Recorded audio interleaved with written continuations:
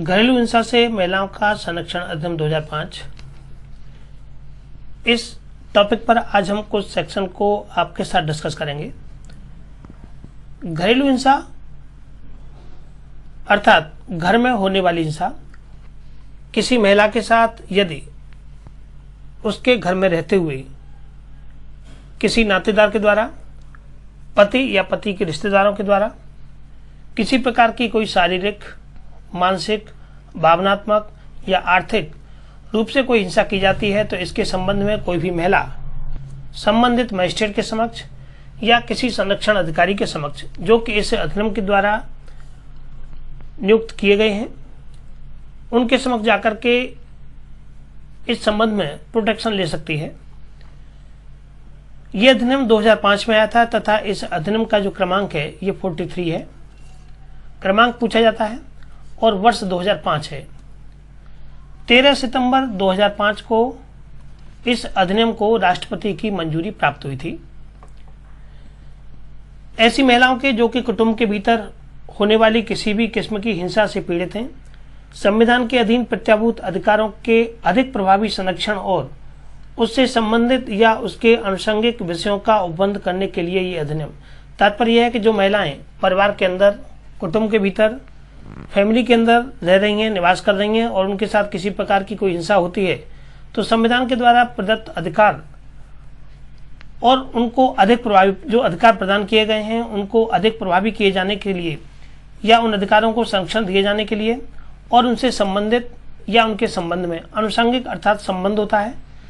संबंधित या उनके संबंध में विषयों का उपबंध और ऐसे विषयों का उपबंध किए जाने के लिए ये अधिनियम लाया गया कि किसी भी महिला के साथ किसी प्रकार की कोई भी हिंसा न हो सके। भारतीय गणराज्य के 56वें वर्ष में संसद के द्वारा निम्नलिखित रूप में अधिनियमित किया गया। गणराज्य के 56वें वर्ष का तात्पर्य होता है कि 1950 में हमारा गणतंत्र लागू हुआ था। इसमें आप 55 वर्ष और जोड़ दीजिए, 55 वर्ष ये और एक वर्ष ये 50वां। इस तरह से 2005 में ये अधिनियम भारत सरकार के द्वारा लाया गया था। संपूर्ण भारत में आज की स्थिति में ये अधिनियम लागू है। इस एक्ट में कुल 37 धाराएं हैं और चैप्टरों की बात करें तो कुल 5 चैप्टर इस अधिनियम में हैं। इसका पहला चैप्टर जिसमें धारा 1 और धारा 2 को बताया गया है। धारा 1 इसके संक्षिप्त नाम और प्रारंभ से संबंध रखती है तथा धारा 2 परिभाषाओं की बात करती है। तो चैप्टर 1 जो कि प्रारंभिकी से है, आज की स्थिति में ये अधिनियम संपूर्ण भारत पर लागू है। इसकी धारा 1 का क्लॉज 1 कहता है कि इस अधिनियम का संक्षिप्त नाम घरेलू हिंसा से महिलाओं का संरक्षण अधिनियम 2005 है। इसका विस्तार जम्मू कश्मीर के साथ साथ संपूर्ण भारत पर है। 31 अक्टूबर 2019 से यह अधिनियम जम्मू कश्मीर वाले क्षेत्र में भी लागू हो गया है। यह उस तारीख से प्रवर्तित होगा जिसे कि केंद्रीय सरकार राजपत्र में अधिसूचना के द्वारा नियत करती है। किसी भी अधिनियम के लागू होने की एक तारीख होती है, केंद्र सरकार के द्वारा राजपत्र में, गजट में प्रकाशित की जाती है उसकी डेट कि ये ऐसा जो अधिनियम है ये किस तारीख से प्रवर्तित होगा, इन्फोर्समेंट इसका कब से होगा। तो इसके लिए जो इन्फोर्समेंट की डेट है ये 26 अक्टूबर 2006 है। 26 अक्टूबर 2006 से ये अधिनियम प्रवर्तित हुआ था। प्रवर्तन का दिनांक महिला एवं बाल विकास मंत्रालय के क्रमांक कितने, दिनांक 17 अक्टूबर 2006। 17 अक्टूबर 2006 को भारत के राजपत्र में प्रकाशित, 17 अक्टूबर 2006 को ये अधिनियम भारत के राजपत्र में प्रकाशित किया गया था। यह डेट भी एग्जाम में पूछी जाती है कि कब प्रकाशित किया गया था। दिनांक 17/10/2006 को के पृष्ठ 1 पर प्रकाशित घरेलू हिंसा में महिलाओं का संरक्षण अधिनियम 2005 का क्रमांक एक्ट संख्या 43 है। एक वर्ष में जितने भी अधिनियम जिस क्रम में पास किए जाते हैं उसी क्रम में उनका क्रमांक डाला जाता है। ये 2005 का क्रमांक 43 है। धारा 1 की उपधारा 3 के द्वारा प्रदत्त शक्तियों का प्रयोग करते हुए केंद्र सरकार धारा 1 की उपधारा 3, ये है उपधारा 3 धारा 1 की प्रदत्त शक्तियों का प्रयोग करते हुए केंद्र सरकार इसे अक्टूबर के 26वें दिन अर्थात 26 अक्टूबर के दिन की ऐसी तारीख नियत करती है जिससे कि उक्त अधिनियम ये प्रवर्तित होगा, अर्थात इस तारीख से पहले की घटनाओं पर ये अधिनियम लागू नहीं होगा। अगर कोई महिला ये कहे कि 25 अक्टूबर के उसके साथ कोई घर में मारपीट या कोई हिंसा हुई थी, तो इसके संबंध में न्यायालय में मामला नहीं चलाया जा सकता। अगर गलती से चला भी दिया जाता है, क्योंकि कुछ केसेस ऐसे आए थे प्रारंभ में जब ये अधिनियम लागू हुआ था, तो उससे पहले के मामलों पर ये जो वारदातें हुई थी उनमें न्यायालय में काफी मुकदमे आए थे, लेकिन बाद में ये डिसाइड किया गया था कि 26 अक्टूबर 2005 के बाद ही 26 अक्टूबर 2006 के बाद की जो घटनाएं हैं उन्हीं पर लागू रहेगा, क्योंकि इस अधिनियम में ये नहीं लिखा हुआ है कि इसका जो प्रभाव है वो भूतलक्षी रहेगा, जबकि इसका प्रभाव जो है वो भविष्यलक्षी प्रभाव है, भूतलक्षी प्रभाव इसका नहीं है। परिभाषाएं, सेक्शन 2 परिभाषाओं की बात करता है। 2A या 2क लिखा हुआ है, व्यथित व्यक्ति से कोई ऐसी महिला अभिप्रेत है। व्यथित व्यक्ति अगर कहीं वर्ड यूज किया गया है तो वो किसी महिला के संबंध में है। से कोई ऐसी महिला अभिप्रेत है जो कि प्रत्यर्थी की घरेलू नातेदारी में है या रह रही है, या जिसका अभिकथन है कि वह प्रत्यर्थी के द्वारा किसी भी घरेलू हिंसा की शिकार हुई है। व्यथित व्यक्ति अर्थात व्यथित व्यक्ति से कोई ऐसी महिला लिखा हुआ है, कोई ऐसी महिला अभिप्रेत है जो कि प्रत्यर्थी की घरेलू, प्रत्यर्थी से तात्पर्य उस पुरुष व्यक्ति से है जिसके द्वारा ऐसी हिंसा या घटना की गई है कि वह उस व्यक्ति की घरेलू नातेदारी में रह रही है, प्रत्यर्थी की घरेलू नातेदारी में रह रही है या रही है, इस समय रह रही है या पहले कभी रह चुकी है, और जिसका अवकथन है, जिसका कहना है कि प्रत्यर्थी के द्वारा उसके साथ कोई घरेलू हिंसा की गई है। 2B ये बालक शब्द को बताती है। बालक से ऐसा व्यक्ति अभिप्रेत है। बालक के विषय में बताया गया कोई ऐसा व्यक्ति, और व्यक्ति के संबंध में पुरुष या महिला दोनों आते हैं, तो बालक से ऐसा कोई व्यक्ति अभिप्रेत है जो कि 18 वर्ष से कम आयु का है और जिसके अंतर्गत कोई दत्तक, सौतेला या पोषित व्यक्ति भी हो सकता है। कोई दत्तक भी हो सकता है, जिस बच्चे का दत्तक लड़का हो, लड़की हो, जिसका दत्तक लिया गया हो। सौतेला हो सकता है, सौतेली हो सकती है, बच्ची हो सकती है, बच्चा हो सकता है। पोषित अर्थात जिसका हम पालन पोषण कर रहे हैं, ऐसा हो सकता है। तो 18 वर्ष से कम आयु के लड़का या लड़की दोनों हो सकते हैं, जो कि बालक शब्द के अंतर्गत आते हैं। यदि किसी महिला के बच्चे के साथ किसी प्रकार की किसी पुरुष के द्वारा या किसी नातेदारी में उसका कोई शोषण किया जाता है,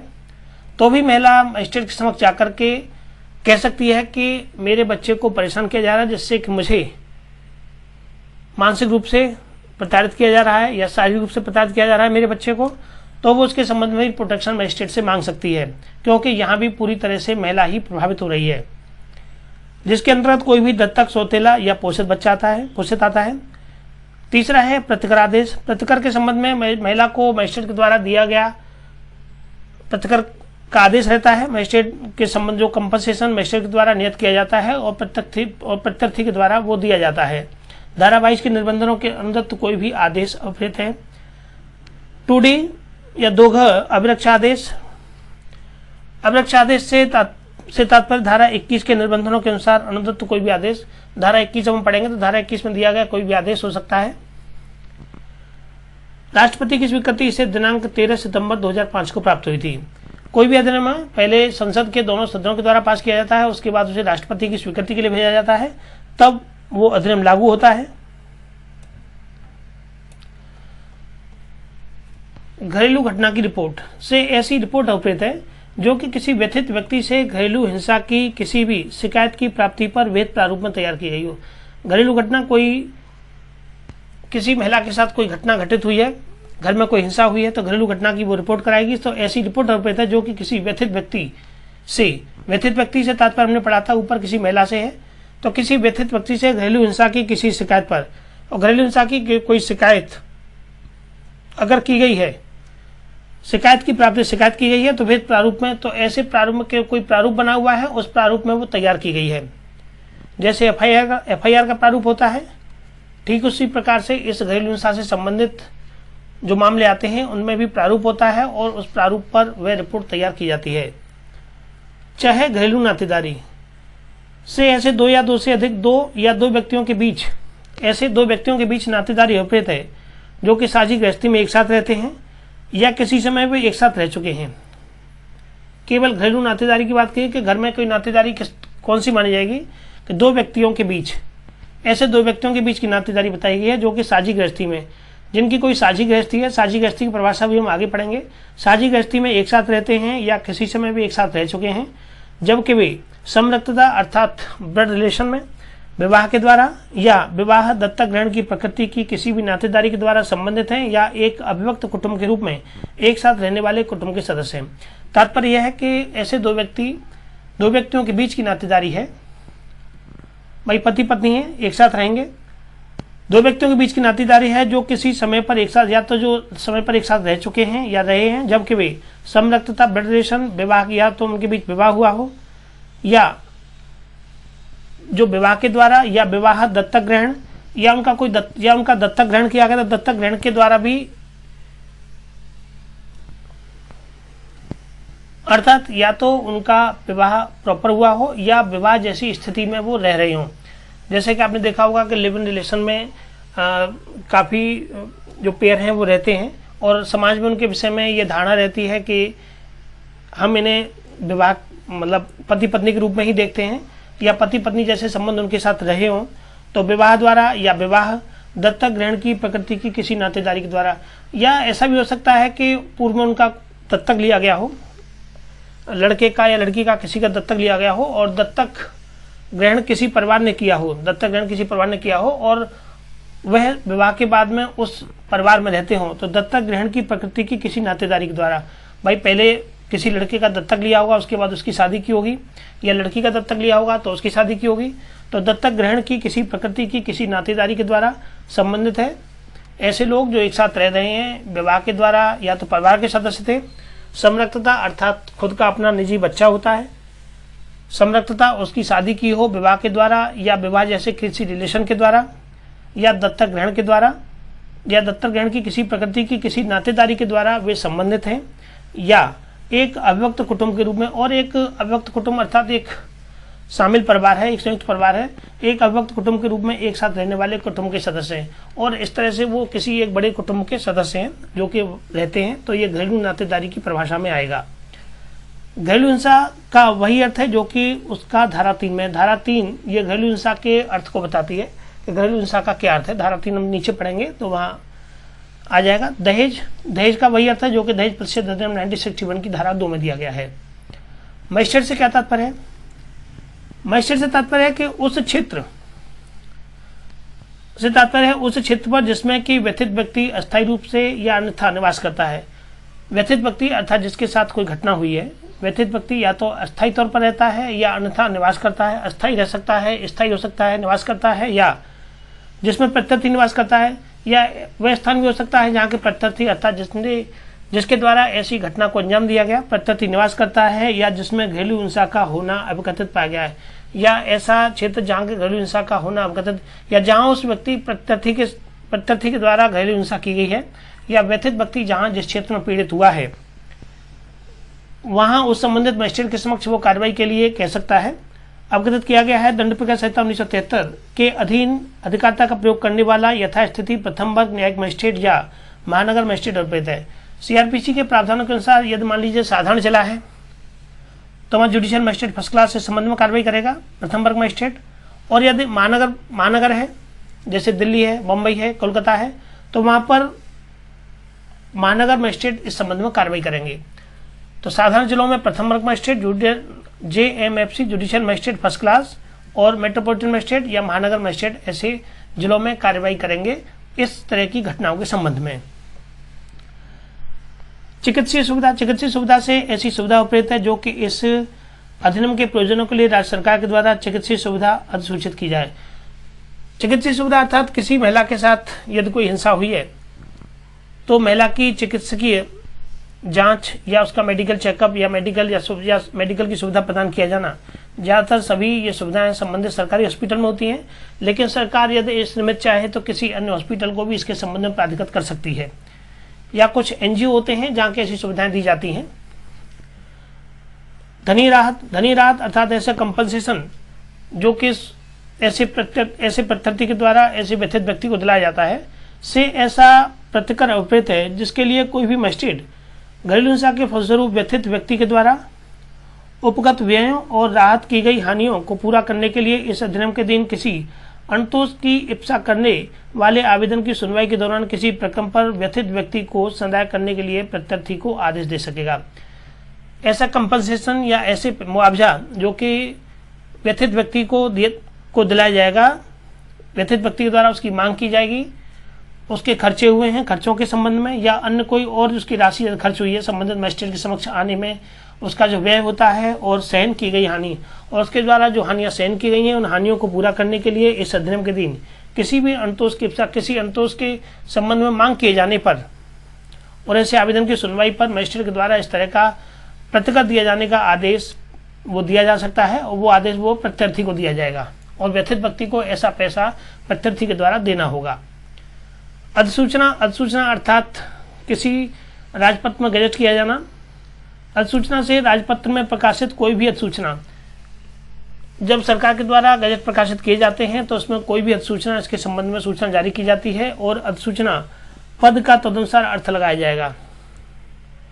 वेत अर्थात ऐसे प्रोफार्मा जो कि इस घरेलू हिंसा की कार्रवाइयों से संबंधित होते हैं, जैसे कि हम सीआरपीसी में पढ़ते हैं सम्मान का प्रारूप होता है, वारंट का प्रारूप होता है, आरोप का प्रारूप होता है। ठीक उसी संबंध में यदि मजिस्ट्रेट के द्वारा कोई आदेश दिया जाता है या कोई संबंध निकाला जाता है प्रत्यर्थी के संबंध में या कोई अन्य कार्रवाई की जाती है तो उसके लिए कुछ ऐसे प्रारूप बने हुए हैं, उन प्रारूपों के अनुसार ही कार्रवाई मजिस्ट्रेट या न्यायालय के द्वारा की जाएगी। ढ है संरक्षण अधिकारी। संरक्षण अधिकारी को धारा 8 की उपधारा 1 के अधीन राज्य सरकार के द्वारा नियुक्त कोई अधिकारी अप्रेरित प्रोटेक्शन ऑफिसर अर्थात घरेलू हिंसा के संबंध में प्रोटेक्शन ऑफिसर की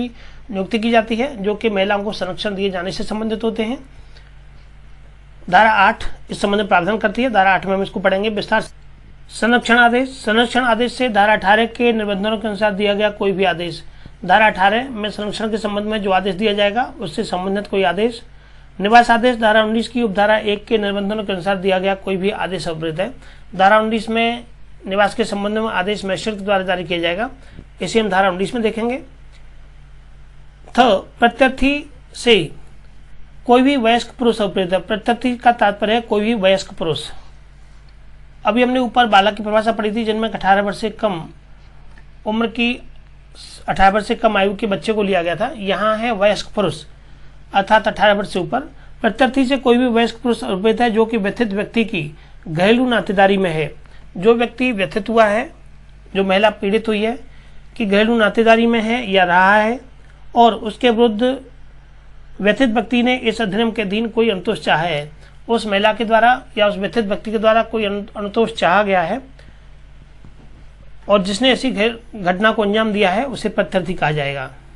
परंतु यह है कि कोई भी व्यथित पत्नी या विवाह की प्रकृति की किसी नातेदारी में रहने वाली कोई महिला भी पति या पुरुष भागीदारी के किसी भी नातेदार के विरुद्ध शिकायत फाइल कर सकेगी। लिखा हुआ है कोई महिला व्यथित पत्नी या विवाह की प्रकृति की किसी नातेदारी में, या तो पत्नी या विवाह की प्रकृति की किसी नातेदारी में अगर कोई महिला रहती है, कोई महिला भी पति के विरुद्ध या किसी पुरुष या किसी अन्य पुरुष भागीदार का भी इसमें कोई योगदान रहता है तो उसके विरुद्ध भी वह शिकायत फाइल कर सकती है। सेवा प्रदाता सर्विस प्रोवाइडर। सेवा प्रदाता को धारा 10 में बताया गया है और सेवा प्रदाता में जिनके द्वारा इस घरेलू हिंसा संरक्षण अधिनियम के संबंध में जो सेवाएं प्रदान की जाती हैं उनको सेवा प्रदाता कहा गया है और धारा 10 में अभी हम इसे विस्तार से देखेंगे। साझी गृहस्थी। साझी गृहस्थी क्या है? ऊपर वर्ड आया था साझी गृहस्थी अर्थात साझा रहना। पूरा कोई सम्मिलित परिवार हो, कुटुंब हो, साझी, जहां वो साझी संपत्ति भी हो सकती है। ऐसी संपत्ति जो कि दोनों की या तीनों की या पूरे परिवार की सम्मिलित हो तो वो साझी गृहस्थी कहलाती है। साझी गृहस्थी से ऐसी गृहस्थी अवैध है जहाँ के व्यथित व्यक्ति रहता है, जिसके साथ घटना हुई है वो रहता है या किसी घरेलू नातेदारी में या तो अकेले या प्रत्यर्थी के साथ किसी प्रकरण पर वह रह चुका है या किसी घरेलू नातेदारी में, या तो जहां वह व्यथित, ऐसी गृहस्थी बताया गया है जहां वो व्यथित व्यक्ति रहता है या किसी घरेलू नातेदारी में, या तो अकेले, या तो उस घर में साझी गृहस्थी में रहता है या किसी घरेलू नातेदारी में रहता है, या तो अकेले या प्रत्यर्थी के साथ किसी प्रकरण पर किसी प्रक्रम पर वह रह चुका है। जैसे आपने देखा होगा, एक बहुत बड़े बड़े परिवार होते हैं जो कि काफ़ी समय से समृद्ध 2 पीढ़ी या 3 पीढ़ी साथ साथ रहती चली आती हैं, तो उसे वो साझी गृहस्थी का नाम दिया गया है। और जिसके अंतर्गत ऐसी गृहस्थी भी है चाहे उस व्यथित व्यक्ति और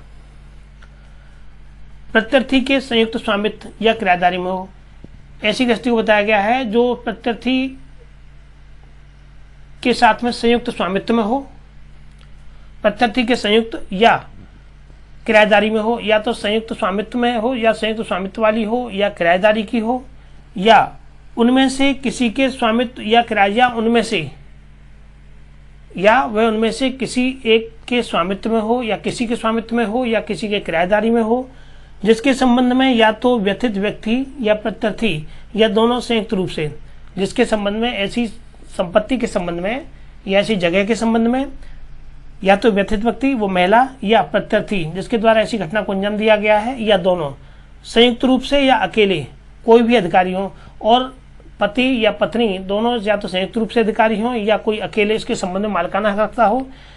कोई भी अधिकारी हक हित या साम्य रखते हो, अकेले या दोनों मिलकर करते हो, और जिसके अंतर्गत ऐसी गृहस्थी भी आती है जो कि ऐसे अविभक्त कुटुंब का अंग हो सकती है। ऐसी गृहस्थी भी बताई गई है जो कि ऐसे अविभक्त अर्थात ऐसे बड़े संयुक्त परिवार का वो भाग हो सकती है। ऐसी गृहस्थी को भी बताया गया है जो कि अविभक्त कुटुंब का अंग हो सकती है, अर्थात अभी तक उस कुटुंब में कोई विभाजन नहीं हुआ है और प्रारंभ से ही संयुक्त परिवार चला आ रहा है, जिसका कि प्रत्यर्थी इस बात पर ध्यान दिए बिना कि प्रत्यर्थी या व्यथित व्यक्ति का उस गृहस्थी में कोई भी अधिकार हक या हित है, एक सदस्य है। तो ऐसे बड़े परिवार या कुटुंब जहाँ कि वो एक साथ सम्मिलित रूप से रहते हैं, वह उस परिवार का एक हिस्सा माने जाएंगे, एक सदस्य माने जाएंगे, चाहे वो व्यथित व्यक्ति हो या वो प्रत्यर्थी हो। आश्रय गृह से ऐसा कोई भी आश्रय गृह अवप्रेत है जिसका कि इस अधिनियम के प्रयोजनों के लिए राज्य सरकार के द्वारा एक आश्रय गृह के रूप में अधिसूचित किया गया है। आश्रय गृह के रूप में राज्य सरकार जिसे भी नियत करती है, अर्थात किसी एनजीओ को बना सकती है। ज़्यादातर तो एनजीओ ही इस संबंध में कार्य करते हैं, नारी निकेतन भी होते हैं, ठीक है, तो नारी निकेतन भी होते हैं, एनजीओ भी होते हैं जो कि आश्रय गृह का कार्य करते हैं। अगर किसी महिला के साथ कोई हिंसा होती है तो सबसे पहले मान लीजिए ज़्यादा कोई गंभीर मामला रहता है तो एनजीओज या नारी निकेतन में किसी महिला को इस तरह से भेज दिया जाता है जहाँ उसकी सुरक्षा रहती है पूरी तरीके से। तो ऐसे आश्रय गृह वेतन जिसको कि इस अधिनियम के प्रयोजनों के लिए राज्य सरकार के द्वारा एक आश्रय गृह के रूप में अधिसूचित किया जाता है। नेक्स्ट चैप्टर, इसका चैप्टर क्रमांक 2 जो कि घरेलू हिंसा की परिभाषा से संबंध रखता है। धारा 3 जो कि घरेलू हिंसा की परिभाषा को लेकर के बताती है, और इस अध्याय 2 में केवल यहाँ घरेलू हिंसा की परिभाषा ये विस्तार पूर्वक व्याख्या के साथ दी गई है। इसे हम पूरा समझते हैं कि क्या क्या बातें घरेलू हिंसा के अंतर्गत आती हैं। कौन कौन से मामले जिनको डिनाई किया जाता है वे सभी घरेलू हिंसा की श्रेणी में रखे गए हैं। दिया हुआ है घरेलू हिंसा की परिभाषा। इस अधिनियम के प्रयोजनों के लिए प्रत्यर्थी का कोई भी कार्य, लोप या कुछ करना या आचरण घरेलू हिंसा गठित करेगा यदि वह, समझिए क्या कहना है। तात्पर्य यह है कि इस अधिनियम के प्रयोजनों के लिए, इस अधिनियम में जो बातें बताई गई हैं उनको प्रयोज्य होने के लिए, उनको लागू होने के लिए प्रत्यर्थी का कोई कार्य, प्रत्यर्थी अर्थात वह व्यक्ति जिसके द्वारा घरेलू हिंसा की जा रही है का कोई भी कार्य, लोप कार्य किया जाना, अर्थात वह कोई ऐसा कार्य करता है जिसके द्वारा हिंसा घटित होती है, या कोई लोप अर्थात किसी कार्य को ना करके यदि हिंसा घटित होती है। मान लीजिए महिला के द्वारा पैसे की मांग की गई कि उन्हें कुछ लाना है और आपके द्वारा मना किया गया, तो ये कार्य करने का लोप हो जाएगा कि कार्य का लोप अर्थात मना करना, इनकार करके किसी हिंसा को करना, कार्य, लोप या कुछ करना या आचरण, या आप ऐसी कुछ बातें करते हैं, कहते हैं। मान लीजिए आप कमेंट पास करते हैं, बात पर आप किसी और पर रख करके गाली देना या कुछ ऐसी बातें करना जो कि सामने वाले के लिए समझना बिल्कुल आसान हो जाता है कुछ करना या कोई ऐसा आचरण करना, या आपका ऐसा कुछ कंडक्ट या आपका ऐसा आचरण जो कि घरेलू हिंसा की स्थिति को स्पष्ट करता है, घरेलू हिंसा गठित करेगा। आप बात बात पर किसी को मान लीजिए कमेंट करते हैं या हंसी मजाक करना, तो इस तरह की कई ऐसी स्थितियां हो सकती हैं जिसके द्वारा किसी सामने वाले को आप हिंसा कारित कर सकते हैं। तो व्यथित व्यक्ति अर्थात उस महिला व्यथित व्यक्ति के स्वास्थ्य, सुरक्षा, जीवन, अंग की या चाहे उसकी मानसिक या शारीरिक भलाई की अपहानि कारित करता हो। स्वास्थ्य के संबंध में, उसकी सुरक्षा के संबंध में, उसके जीवन के संबंध में, उसके शरीर के अंगों की या चाहे उसके मानसिक रूप से या शारीरिक रूप से, शारीरिक भलाई की अपहानि का आपने उसे मानसिक रूप से प्रताड़ित किया है, शारीरिक रूप से प्रताड़ित किया है, हो सकता है आपने उसके साथ मारपीट की हो। अब मानसिक प्रताड़ना में आप किसी के साथ में, जैसा कि मैंने आपको बताया कि कोई कमेंट पास करना या किसी को इस प्रकार से टॉर्चर करना कि व्यक्ति परेशान रहे, अपहानि की हो, या उसे कोई क्षति पहुंचाई हो, या उसे संकटापन्न करता है, या ऐसी संकटापन्न स्थितियां पैदा कर देते हैं, या उसकी ऐसा करने की प्रवृत्ति है, और उसके अंतर्गत शारीरिक दुरुपयोग, लैंगिक दुरुपयोग, मौखिक और भावनात्मक दुरुपयोग, शारीरिक दुरुपयोग, लैंगिक दुरुपयोग, मौखिक दुरुपयोग और भावनात्मक दुरुपयोग। आप भावनाओं को ठेस पहुंचाते हैं, मौखिक रूप से आप दुरुपयोग करते हैं। अब मान लीजिए बात पूछने की है, बोलने की है, आप नहीं बोलते हैं किसी मामले को लेकर के, तो मौखिक रूप से भी आप उसका शोषण कर रहे हैं। मौखिक या और भावनात्मक दुरुपयोग और आर्थिक दुरुपयोग, पैसों की आवश्यकता है, पैसा नहीं दे रहे, तो आर्थिक दुरुपयोग कारित करना भी इसके अंतर्गत आता है। अब इसके स्तर अलग अलग फैमिली के हिसाब से अलग अलग हो सकते हैं, छोटे परिवारों में और बड़े परिवारों में। छोटे परिवारों में ये सभी चीज़ें कुछ और बातों को लेकर के पैदा होती हैं, तथा बड़ी फैमिली में कुछ और स्तर इनका बढ़ जाता है। तो आप अपने अपने हिसाब से इन सभी बातों को सोच सकते हैं कि किस तरह से किसी महिला के साथ में इस तरह का शोषण किया जा सकता है। किसी भी दहेज या अन्य संपत्ति या मूल्यवान प्रतिपूर्ति के लिए आप दहेज के लिए प्रताड़ित करते हैं कि कम दिया, तुम्हारे पिताजी ने ये नहीं दिया, वो नहीं दिया, कूलर नहीं दिया, फ्रिज नहीं दिया, ये सब कुछ नहीं दिया, या अन्य संपत्ति या किसी अन्य संपत्ति को लेकर के, मूल्यवान प्रतिपूर्ति को लेकर के, किसी मूल्यवान प्रतिपूर्ति की मांग को लेकर के, किसी संपत्ति को लेकर के लिए, किसी विधि विरुद्ध मांग की पूर्ति के लिए, ऐसी मांग जो कि विधि विरुद्ध है, मांग की पूर्ति के लिए उसे या उससे संबंधित किसी भी अन्य व्यक्ति को प्रपीड़ित करने की दृष्टि से आप उससे कहते हैं, महिला से कहते हैं कि हम तुम्हारे भाई की पिटाई कर देंगे, या तुम्हारे पिता ने ये नहीं दिया, और संबंधित आप इसमें जितना भी तुच्छ सोच सकते हैं एक व्यक्ति के संबंध में, तो उस तरह से आप इसे मान लीजिए कि पूर्ति के लिए, मतलब कि व्यक्ति परेशान करता है, माँ बाप को गाली देना, भाई बहन को गाली देना, संबंधित किसी अन्य व्यक्ति, उस महिला के परिवार के किसी अन्य व्यक्ति को प्रताड़ित किए जाने की दृष्टि से, करने की दृष्टि से व्यथित व्यक्ति का उत्पीड़न करता है। तो महिलाएं आजकल क्या है कि नहीं बताती हैं घरों पर कि उसके माँ बाप को या भाई बहन को इस तरह से कुछ ऐसी बातें बोली जाती हैं। व्यथित व्यक्ति का उत्पीड़न करता है, या उसकी अपहानि करता है, या उसे क्षति पहुंचाता है, या उसे संकटापन्न,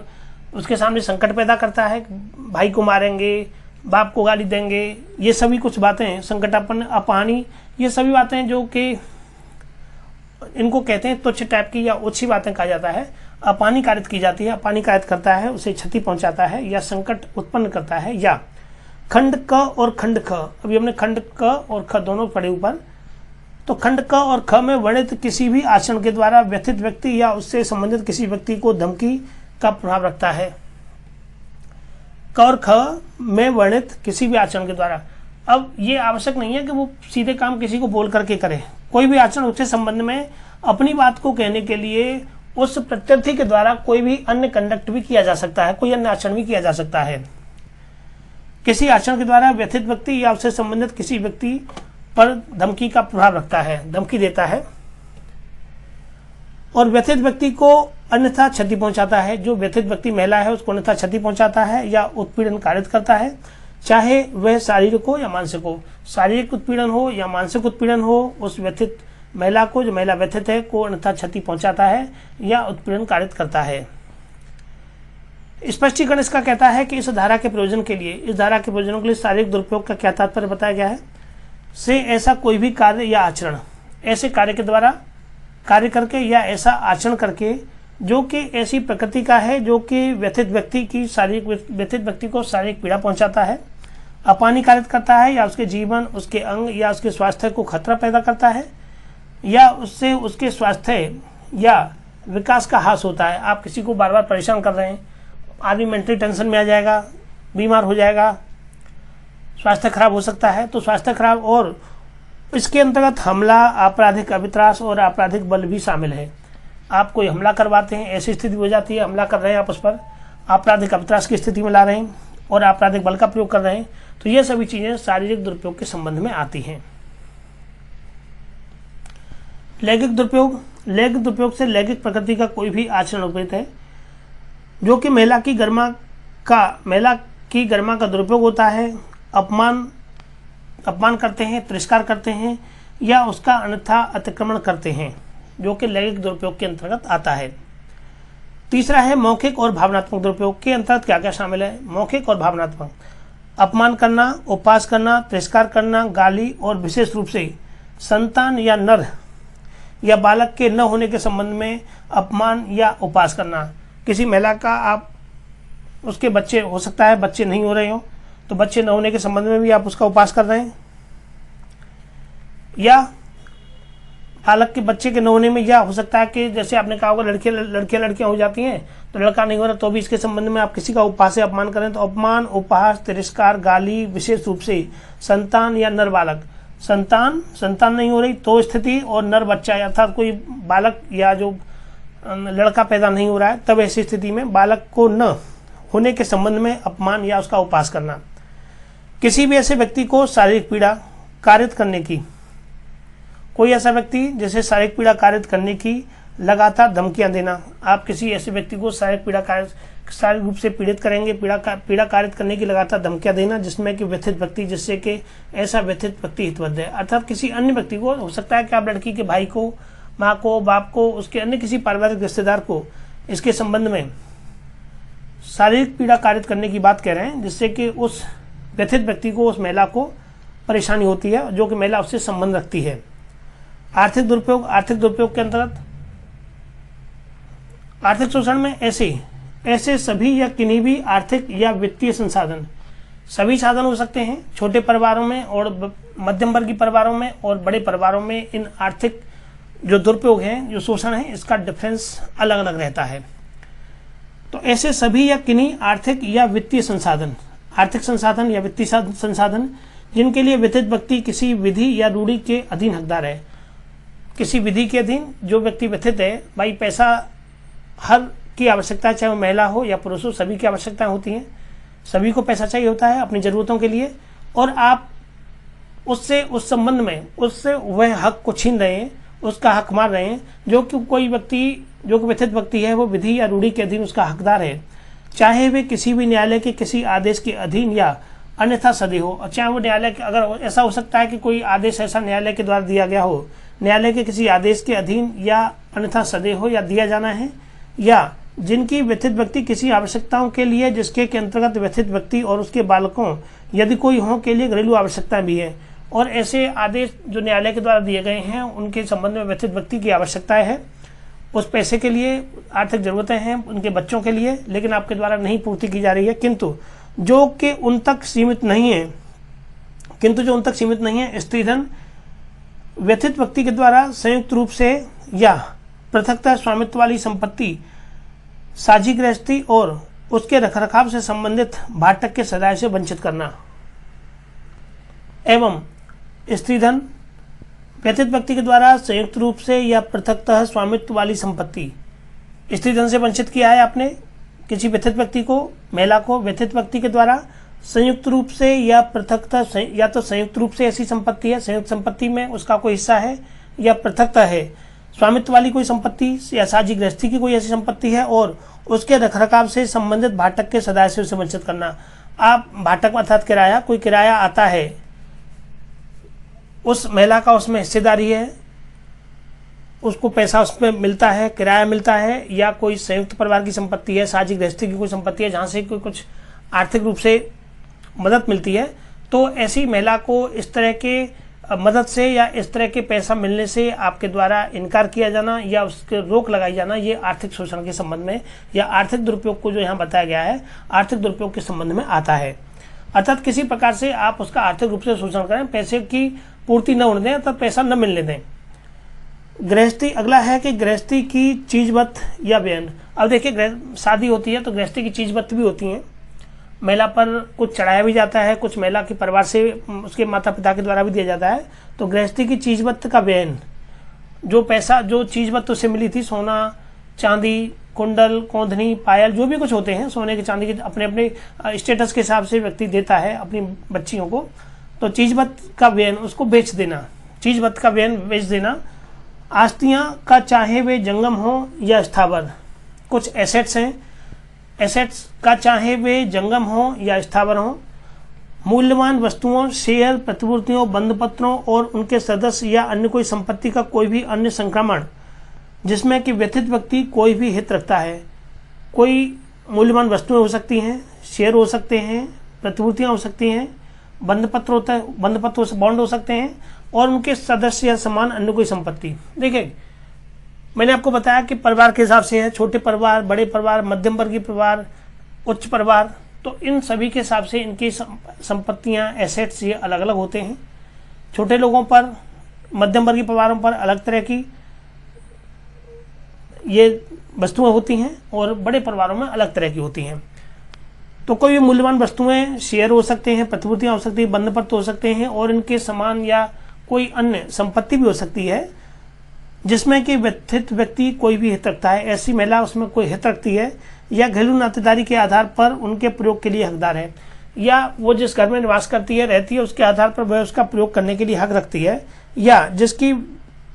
कि व्यथित व्यक्ति या उसकी संतानों के द्वारा युक्त रूप से अपेक्षा की जा सकती है, या उसका स्त्री धन या व्यथित व्यक्ति के द्वारा संयुक्तः या पृथकतः धारित करने वाला कोई भी अन्य संपत्ति। और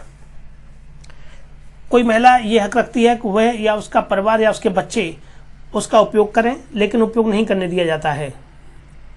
तो किसी स्त्रीधन के संबंध में उस व्यथित व्यक्ति के द्वारा या संयुक्ततः या पृथकतः, या तो संयुक्त रूप से वो ऐसी संपत्ति को धारित करती हो या पृथकतः वह धारित करती हो, पृथकतः धारित करने वाले कोई अन्य संपत्ति जिसके प्रयोग से या जिसके उपयोग से उसे वंचित किया जाता है। तो संपत्ति किसी भी प्रकार से हो सकती है, अर्थात सीधे सीधे आर्थिक शोषण किया जाना है, किसी भी तरह से हो सकता है। ऐसे संसाधनों या सुविधाओं तक जिनका कि घरेलू नातेदारी के आधार पर कोई भी व्यथित व्यक्ति उपयोग करने के लिए हकदार है। ऐसे संसाधन या सुविधाएं हो सकती हैं जिनका कि घरेलू नातेदारी के आधार पर कोई